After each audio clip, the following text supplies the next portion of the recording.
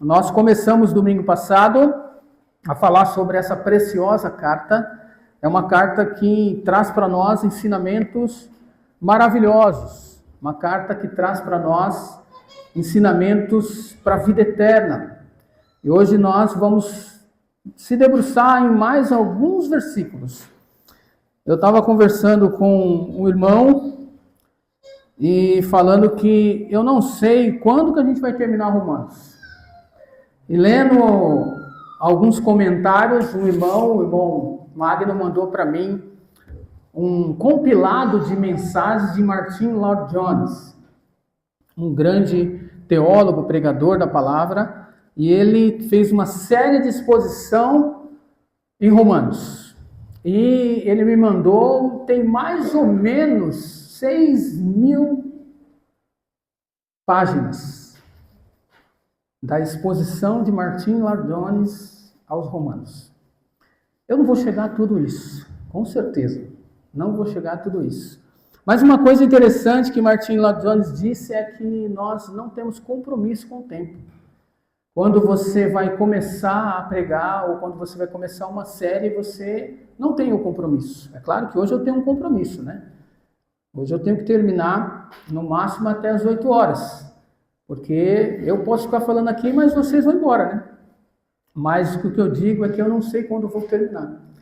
Nós ficamos aí cerca de 7 a 8 meses conversando sobre o livro de Neemias. E eu acho que a carta de Paulo aos Romanos vai passar de um ano, pelo menos. Nós não vamos conseguir transmitir todas as verdades, menos do que isso. Então eu quero que vocês fiquem comigo. Eu quero que vocês tenham aí a mesma firmeza, né, para que a gente possa se debruçar nessa carta, se debruçar nos escritos de Paulo aos Romanos, que no último domingo nós vimos a introdução ali. Paulo ele vai fazer uma introdução um pouco maior do que costumeiramente ele faz nas outras cartas, devido ao que ele queria. Paulo queria sustento. Paulo era um missionário e essa carta é uma carta missionária. Então, Paulo queria ir até a Espanha e, para isso, ele precisava de alguém para ajudar, uma igreja para sustentar. E, estrategicamente, Paulo vê que Roma está no meio do caminho, então ele planeja passar por essa cidade, visitar esses irmãos, angariar recursos para alcançar ali o país, no caso, a Espanha, né? Então, era um plano ousado. E para isso, Paulo teve que gastar um pouco mais de tempo na sua introdução, porque Paulo não foi o plantador da igreja em Roma. Paulo conhecia algumas pessoas, mas Paulo não foi quem plantou. Então, logo, Paulo tinha que se apresentar a eles, tinha que desfazer algumas ideias que estavam tendo em relação ao apóstolo.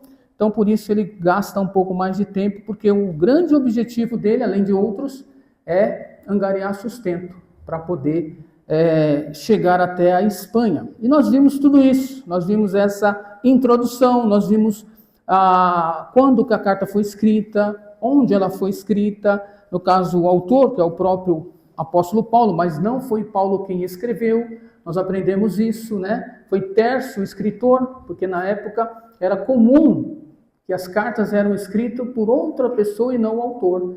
Então, quem escreveu foi Tércio, Paulo provavelmente falando para ele e ele escrevendo. Isso a gente vai encontrar lá no último capítulo. Então, a gente viu tudo isso e muito mais. Mas eu não vou trazer uma introdução muito grande. Por quê? Porque a nossa mensagem está no YouTube. Então, se você quiser chegar em casa durante a semana, acessar o nosso canal no YouTube, você vai acessar... Qual é o canal mesmo? PIB Palmeira no YouTube.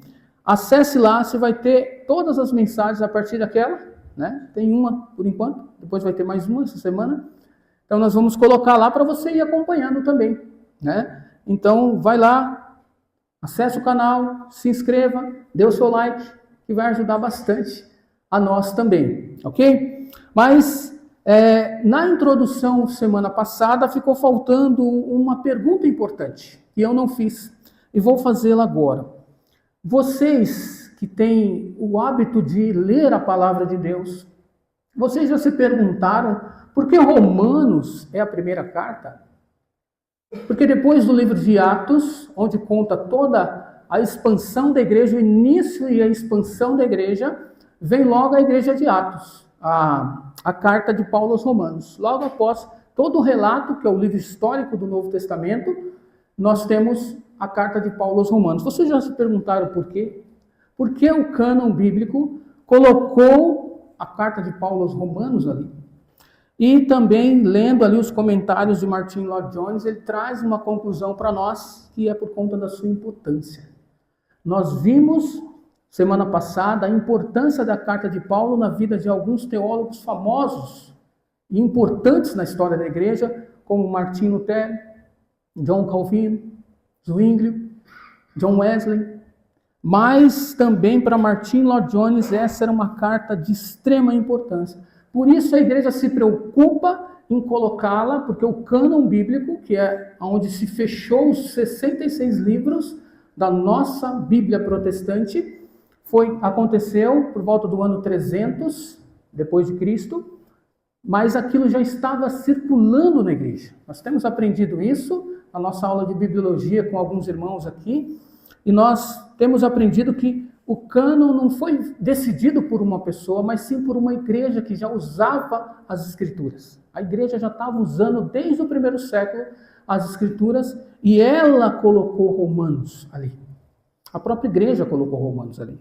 Porque, segundo Martin Lloyd-Jones, a carta de Paulo aos Romanos está ali porque ela é a carta que nos coloca face a face com todas as verdades fundamentais da Escritura. A carta de Paulo aos Romanos ela é fundamental para isso. Ela te coloca face a face com as verdades da Escritura. Nós já vimos algumas lá na exposição semana passada e vamos ver outras hoje, né? Então hoje nós vamos continuar a exposição dessa carta e vamos ver alguns versículos, está aí, nós vamos hoje analisar do 8 até o 17. E nesses versículos, né, diferente dos primeiros que nós vimos, nos primeiros versículos Paulo ele vai fazer a apresentação, vai fazer da sua teologia, do que ele pregava, vai fazer um pequeno e breve resumo do que é o evangelho que ele pregava, né, e também vai se apresentar. Hoje nós vamos ver algo mais íntimo, mais pessoal do apóstolo para aquela igreja. E hoje, ao contrário do que fizemos semana passada, que nós fizemos análise de algumas palavras, nós vamos analisar hoje algumas expressões do apóstolo. Essas expressões do apóstolo vai trazer para nós algumas verdades incutidas nele. Então Paulo vai trazer para nós ali as verdades sobre a relação dele com aquela igreja, o sentimento dele para com seus irmãos, vai trazer também o sentimento dele para com o próprio Deus, vai trazer também o sentimento, o que é de fato o evangelho. Ele já vai dar para nós aqui o que o evangelho significa, aquele evangelho que ele pregava, vai falar sobre o Deus que ele serve. Então vamos primeiro ler o texto, Romanos capítulo 1, versos 8 até o verso 17. 8 a 17. Vai dizer assim: antes de tudo, sou grato ao meu Deus, mediante Jesus Cristo, por todos vocês, porque em todo o mundo está sendo anunciada a fé que vocês têm. Deus, a quem sirvo de todo o coração, pregando o evangelho de seu Filho, é minha testemunha de como sempre me lembro de vocês em minhas orações.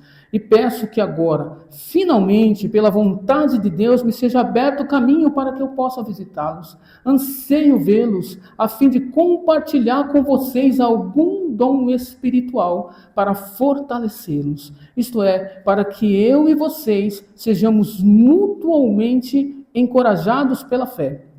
Quero que vocês saibam, irmãos, que muitas vezes planejei visitá-los, mas fui impedido até agora. Meu propósito é colher algum fruto entre vocês, assim como tenho colhido entre os demais gentios. Sou devedor, tanto a gregos como a bárbaros, tanto a sábios como a ignorantes. Por isso estou disposto a pregar o evangelho também a vocês que estão em Roma. Não me envergonhe do Evangelho, porque é o poder de Deus para a salvação de todo aquele que crê, primeiro do judeu, depois do grego. Porque no Evangelho é revelada a justiça de Deus, uma justiça que do princípio ao fim é pela fé. Como está escrito, o justo viverá pela fé. Amém? Vamos orar? Senhor, que o Senhor conduza, que o teu Santo Espírito fale conosco através da tua palavra agora, que nós possamos aprender mais sobre essa palavra, que nós possamos internalizar e praticar aquilo que vamos ouvir, ó Pai, nesta noite. E que tudo isso seja feito para a honra e a glória do teu nome. E é no nome santo de Jesus que oramos hoje e para todos sempre. Amém e amém.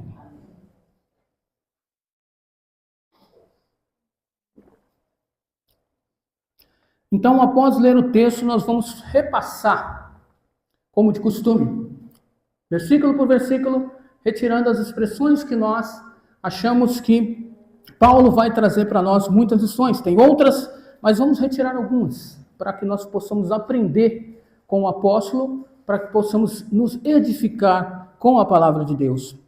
Versículo 8, a primeira expressão que Paulo vai deixar para nós é a gratidão a um Deus pessoal.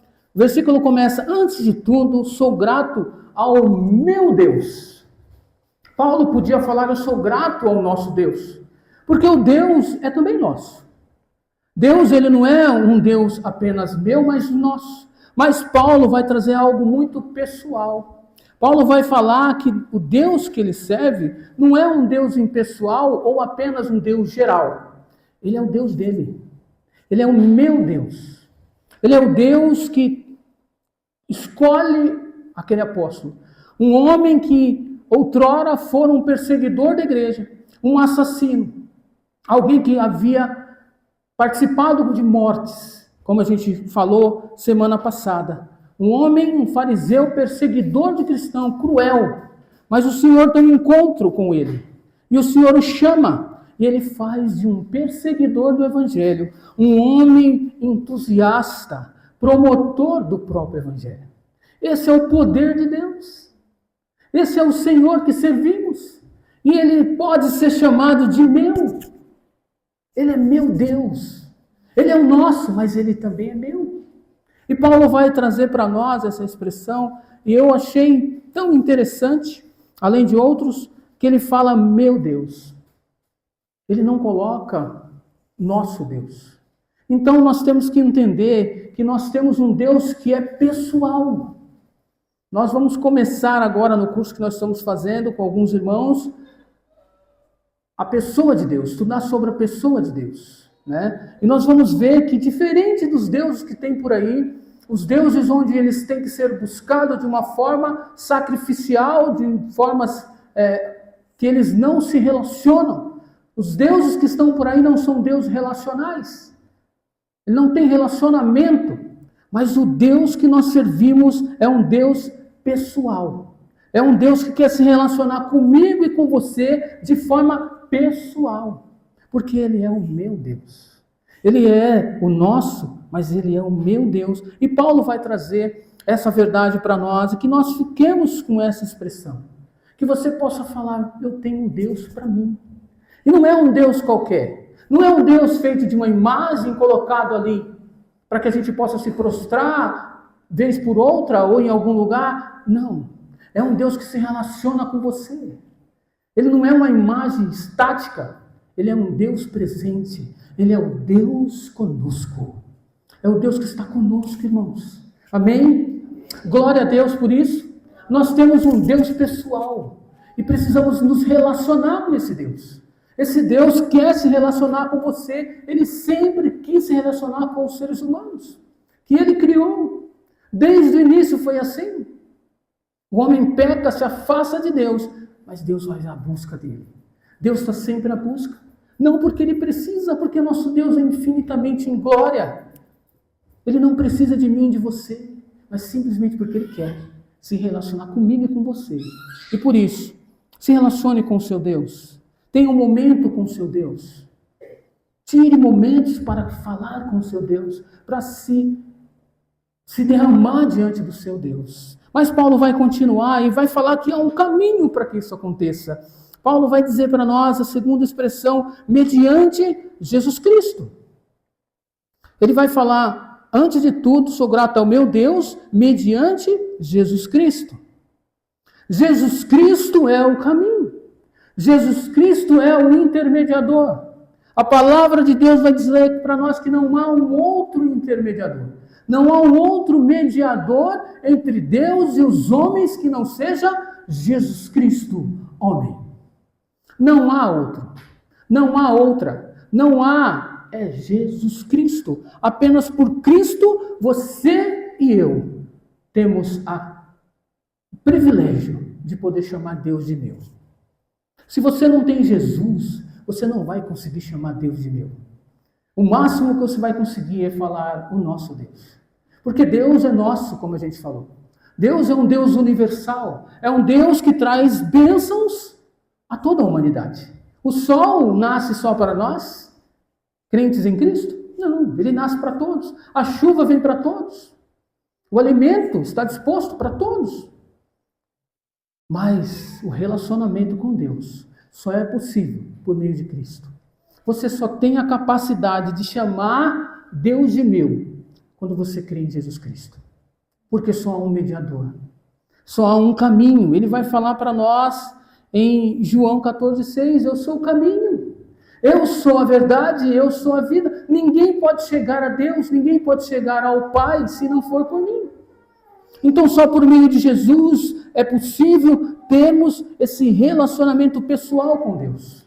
Se você não tem Jesus, o seu relacionamento vai ser impessoal, vai ser um relacionamento universal. Você vai sim ser abençoado por Deus, como nós já dissemos, você vai receber o sol, você vai receber seu emprego, você vai receber sua saúde, você vai receber tantas coisas que nosso Deus infinitamente gracioso nos dá. Mas você não vai poder se relacionar com Ele intimamente. Você não vai ter o privilégio de chamar Ele, sabe do quê? De Abba.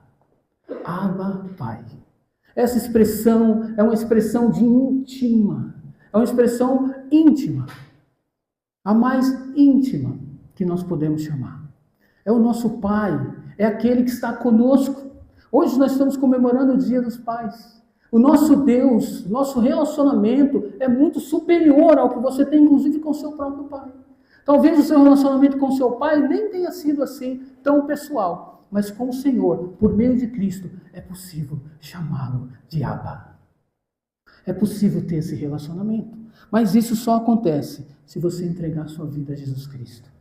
Se você não fizer isso, o seu relacionamento vai continuar no âmbito do nosso e não no âmbito do meu. Que Deus abençoe você e que você possa ter essa decisão hoje. Se você ainda não entregou sua vida para Cristo, faça isso hoje. Hoje é o dia aceitável. Hoje é o dia que você vai se derramar diante do Senhor e falar assim, eu quero esse Deus para mim.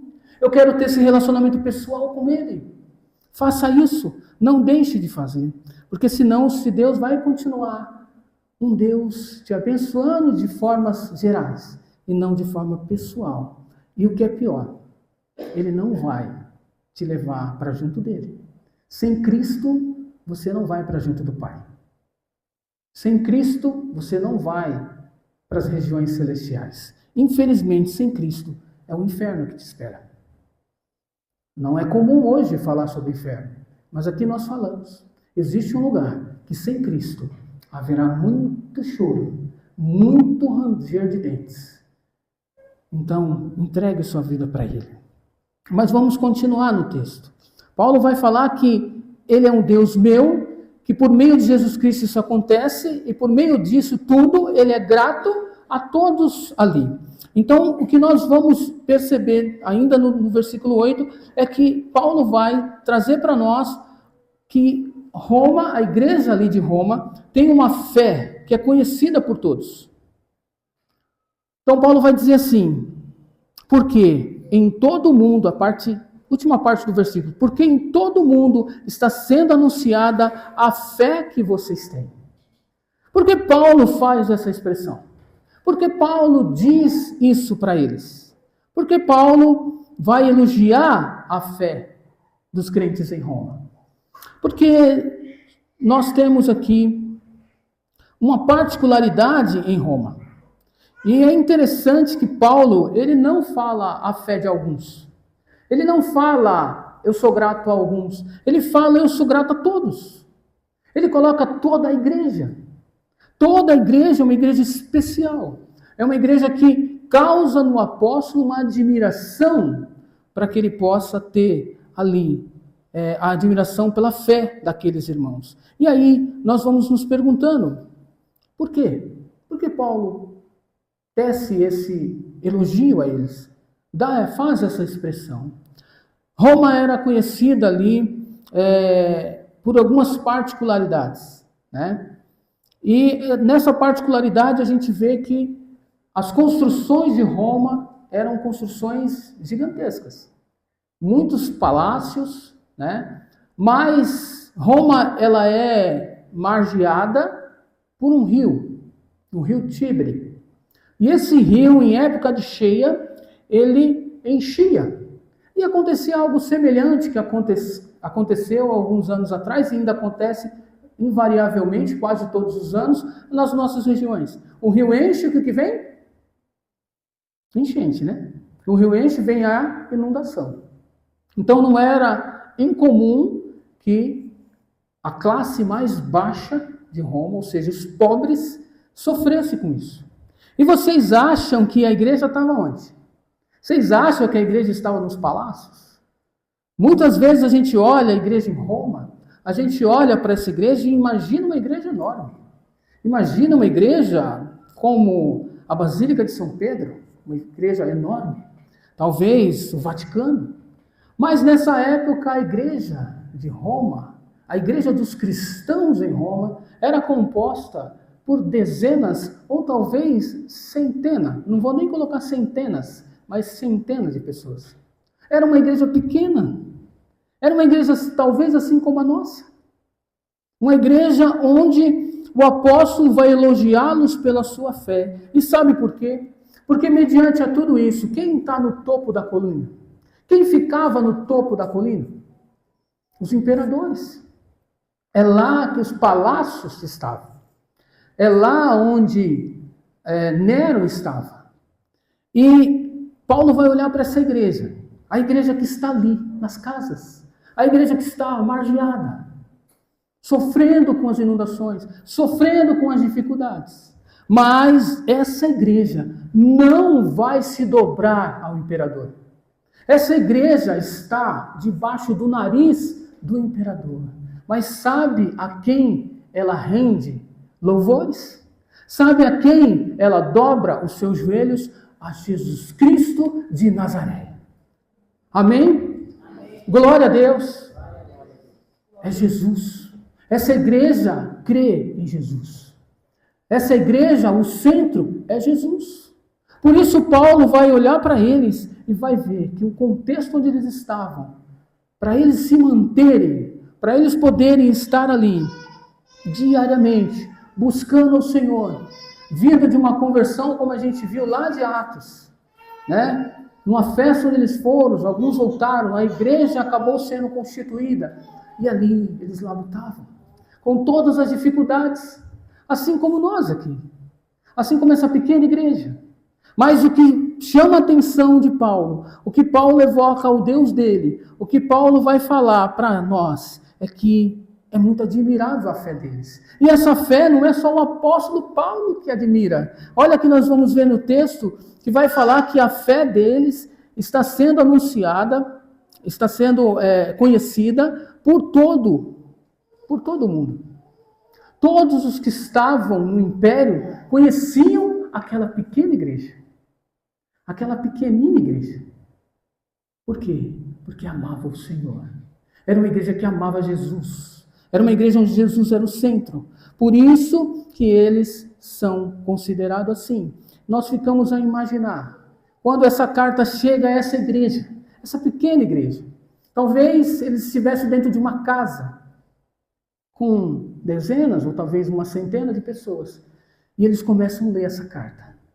E eles começam a perceber, a olhar como o apóstolo os amava. como apóstolos queriam bem. Como o apóstolo, um dos apóstolos mais conhecidos, e a fama de Paulo já era conhecida, embora entre eles tivesse algumas questões que Paulo vai tratar durante a carta, mas Paulo era conhecido como um grande missionário, um grande apóstolo do Senhor. E eles lendo essa carta, na penumbra, ali, debaixo do nariz do imperador, havia uma igreja que amava Jesus. Havia uma igreja que amava o Senhor. Anos depois, vai deflagrar uma grande perseguição. E muito provavelmente, esses irmãos morreram. Muito provavelmente, esses irmãos foram queimados. Muito provavelmente, familiares desses irmãos foram usados como piche para clarear as ruas de Roma. Mas eles se mantiveram fiel, porque eles amavam Jesus. Eu e você ama Jesus? Será que eu e você vamos conseguir manter essa fé? Será que nós vamos ser conhecidos a primeira Igreja Batista de Palmeiras das Missões? Alguém vai nos enviar uma carta nos admirando pela fé que temos? Será que quando deflagrar uma perseguição, espero que não aconteça, mas se vier, nós vamos nos manter firmes? Que nós possamos ter o Senhor no centro. E com Jesus conosco, nós iremos conseguir. Com perseguição ou sem perseguição, nós vamos continuar pregando o Evangelho de Cristo. Mas Paulo vai continuar, e Paulo vai trazer uma expressão no versículo 9, na primeira parte. Ele vai falar, o Deus a quem sirvo de todo o coração. Paulo vai ratificar a sua condição de servo. Nós falamos que o servo era um escravo. A palavra servo significa escravo. E Paulo vai falar, eu sirvo esse Deus de todo o meu coração, o mesmo Deus que vocês servem. O meu Deus, eu sirvo a Ele de todo o coração. E Paulo vai continuar, ele vai falar que esse Deus que ele serve vai levar a ele a pregar o Evangelho. A segunda parte do versículo 9, ele fala de todo o coração, pregando o Evangelho de seu Filho. Paulo era um pregador do Evangelho. E Paulo está constantemente pregando o Evangelho. Paulo está ali com a ambição de fazer o quê? Paulo queria dinheiro para passar as férias na Espanha. Né? Na época não tinha o Barcelona ainda. Mas quem sabe, né? Fazer alguma coisa na Espanha? Será que essa era a intenção de Paulo? Assistir um Barcelona e Real Madrid? Lá no Santiago Bernabéu? Ou qualquer outro lugar? Não era, porque não tinha. Não era essa a intenção de Paulo. Paulo queria chegar à Espanha para apresentar Jesus. Paulo queria estar na Espanha para pregar o Evangelho. Porque ele era assim. Ele queria sempre estar pregando o Evangelho. E é assim que temos que ser, irmãos. A nossa vida é pregar o Evangelho. Nós precisamos internalizar a missão que Deus nos deu de Mateus 28. Deus fala, vão e pregam o Evangelho, vão e façam um discípulo. Precisamos fazer isso, precisamos internalizar isso.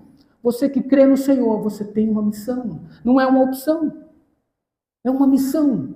Você precisa fazer como o apóstolo fazia, está sempre com foco em pregar o Evangelho.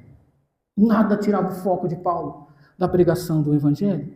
E Paulo vai falar que Deus é a testemunha dele. Na segunda parte, última parte, na verdade, desse versículo 9, ele vai falar que Deus é a testemunha dele, que pregando o Evangelho de seu Filho, é minha testemunha de como sempre me lembro. Ele está falando do Deus ainda da primeira parte do versículo. E quando Paulo vai dizer isso, ele vai falar o quanto ele quer visitar aquela igreja. Deus é testemunha do quanto Paulo quer ver aqueles irmãos. E Paulo coloca Deus como testemunha para mostrar para eles o quão é ardente o desejo do apóstolo. O quanto Paulo queria estar ali para poder visitá-los. Paulo desejava ver aqueles irmãos. Ele vai falar isso no versículo 11 até o 12. Ele vai dizer para nós, anseio vê-los, a fim de compartilhar com vocês algum dom espiritual. Então Paulo tem um anseio de ver esses irmãos. Paulo não quer estar lá para comer um churrasco, para ter um bom papo. Não é essa a intenção do Paulo. Paulo quer se encorajado. Paulo quer encorajar e ser encorajado por aqueles irmãos. Essa é a necessidade do apóstolo. Esse é o desejo dele. E esse também é a vontade dele. Qual é a vontade que você vem aqui? Qual é o seu desejo de estar aqui? Qual é o seu interesse? Você anseia por isso? Você conta os dias para estar aqui no domingo? Ou vir aqui para você está sendo um fardo? Vir aqui para você está sendo uma obrigação? Vir aqui para você está sendo algo que você tem que fazer? Porque religiosamente eu sigo uma religião e através dessa religião que se reúne todos os domingos, eu preciso estar lá. Será que é esse o nosso sentimento? Não deve ser. O nosso sentimento precisa ser de anseio de estar entre os irmãos. Não para vir aqui falar se o Inter ganhou do Grêmio, ou se o Grêmio ganhou do Inter, ou se o meu Palmeiras hoje jogou mal e empatou com o Internacional. Não é disso que a gente vem fazer. Podemos fazer também, e vamos fazer. Né? Já até falei com o irmão ali. Jogou mal hoje, irmão. Muito mal. Se o meu time hoje, eu sou palmeirense. Né? Um palmeirense na cidade de Palmeiras tem tudo a ver. Né? Tá tudo certo. Um palmeirense em Palmeiras é o que tem que ser. Né? Mas aqui a maioria é Inter e Grêmio, eu respeito. Mas jogamos mal. Mas não é essa só a nossa intenção. A gente quer vir aqui porque eu quero ver como é que o irmão está. Eu quero contar para o irmão as bênçãos. Eu quero ouvir as bênçãos dele para mim. Eu quero ser abençoado e abençoar. Essa era a intenção. Essa era a intenção. Porque Paulo vai dizer no versículo 13 agora, qual era o propósito? Quero que vocês saibam, irmãos, que muitas vezes planejei visitá-los. Aqui ele está dizendo, o desejo dele já foi antigo, é antigo esse desejo. Né? Por algum motivo que ele não relata, ele foi impedido, muito provavelmente pela sua agenda cheia. Né? Paulo estava sempre para lá e para cá, mas por algum motivo ele não conseguiu visitá-los. Mas ele vai dizer, o meu propósito é colher fruto entre vocês, assim como tendo colhido entre os demais gentios. Então, o propósito de Paulo é colher frutos. E quais são esses frutos? Qual é o fruto que o apóstolo está dizendo? É muito possível que ele está falando dos frutos do Espírito. Ele está falando do fruto que ele disse lá em Gálatas. Carta essa que nós já estudamos também aqui às quartas-feiras. Ele vai falar que ele quer colher amor, paz. Ele quer colher alegria. Esses são os frutos que Paulo talvez esteja falando. Mas é possível também, bem possível também, que Paulo vai falar de vidas. Porque ele vai terminar dizendo que assim como ele colheu entre os demais gentios. Então Paulo está falando, muito provavelmente, do Evangelho. Paulo está falando da pregação de pessoas se arrependendo.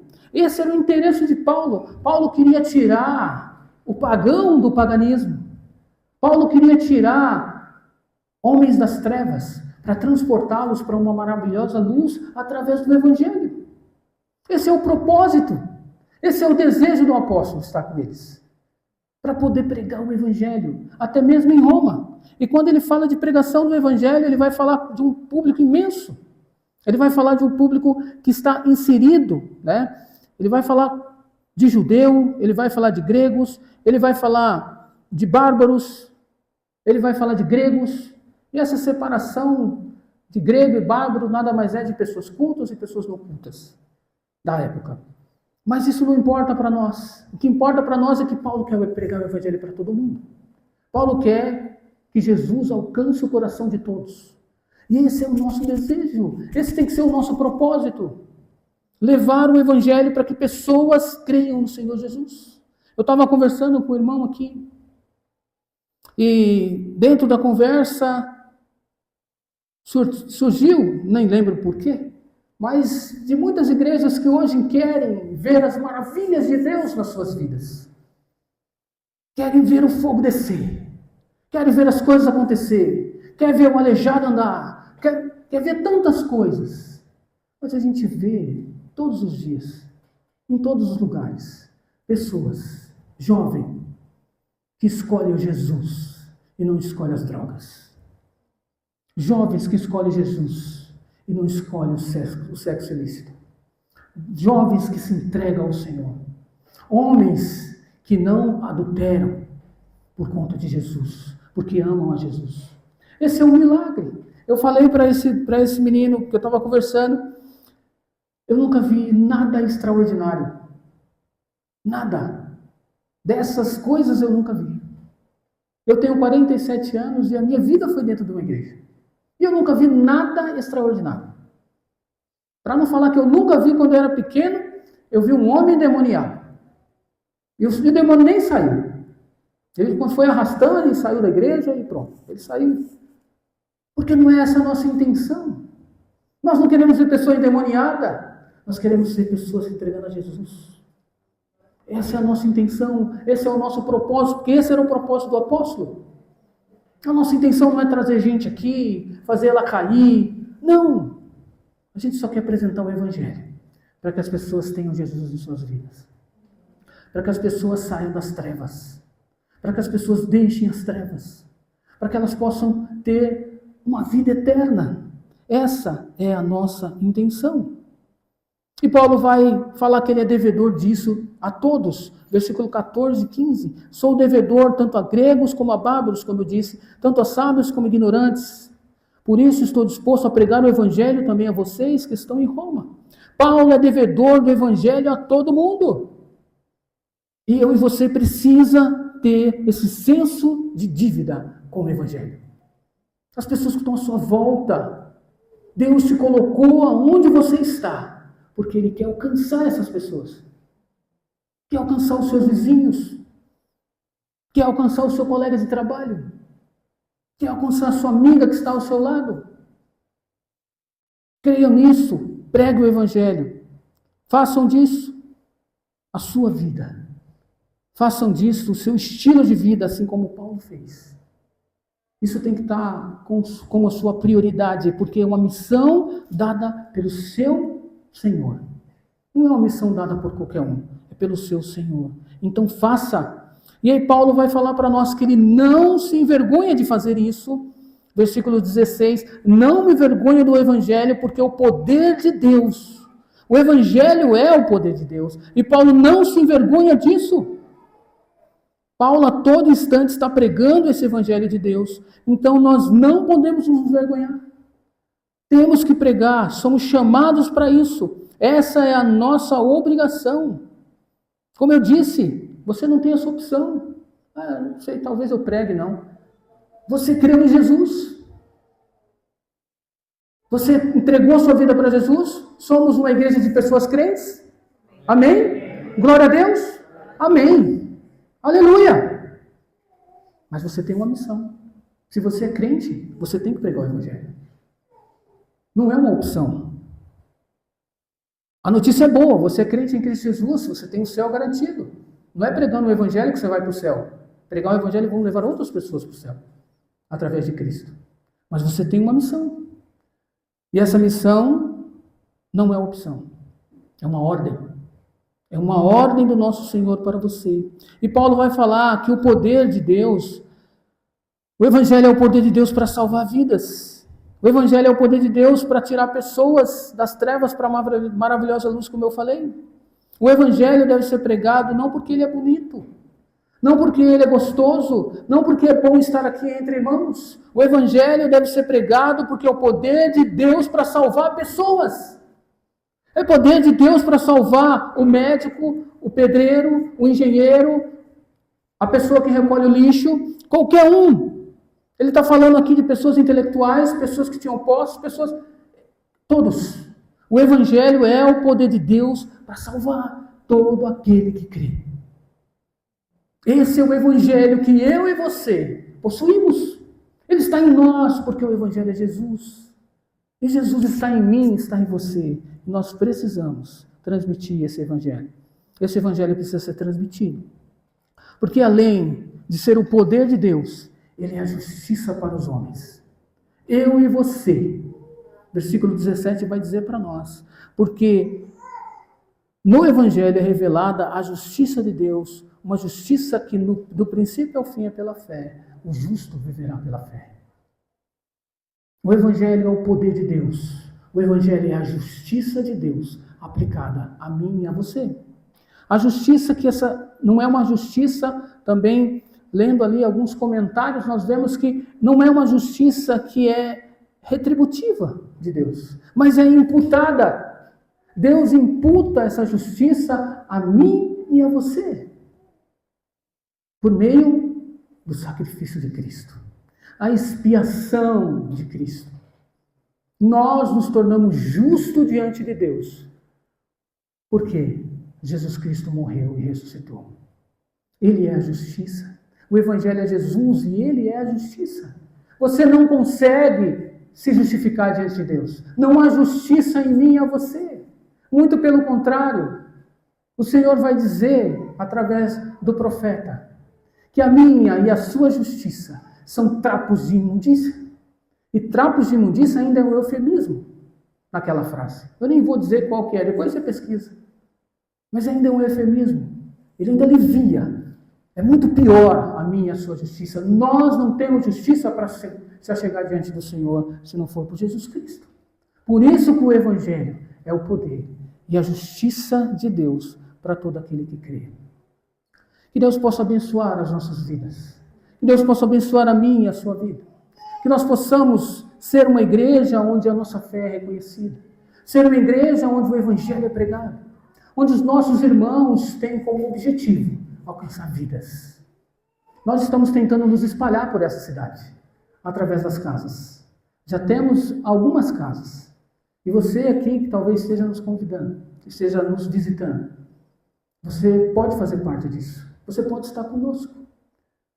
Tanto aos domingos, mas cada vez que passa, nós vamos nos espalhando dessa cidade. Porque o nosso objetivo, o objetivo da primeira Igreja Batista de Palmeira das Missões, é pregar Jesus. É viver Jesus. É poder levar o Evangelho a todos, porque Ele é o poder e a justiça de Deus para salvar. Amém? Vamos orar? Senhor, nós queremos ser grato a Ti por esse dia. Nós queremos ser grato a Ti, ó Deus, por essa noite, por esse momento, onde o Senhor, ó Pai, esteve presente. Pai, que o Senhor conduza-nos durante toda essa semana. E que a partir de então, o nosso objetivo e o nosso foco seja anunciar o Evangelho da cruz.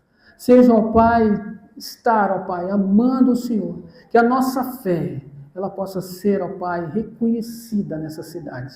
Por ser uma fé onde, independente do que aconteça, o Evangelho é pregado. Muito obrigado, Senhor, por esta noite. Abençoa-nos, ó Pai. Cuida de nós durante toda a semana. Nos dê uma boa semana, que possamos retornar na próxima semana para poder, ó Deus, mais uma vez, louvar e bendizer o Teu santo nome. E que a graça, ó Pai, a graça do nosso Senhor Jesus Cristo, o amor do nosso Deus Pai e as doces consolações do Teu Santo Espírito esteja com todos nós, hoje e para todo sempre. Amém.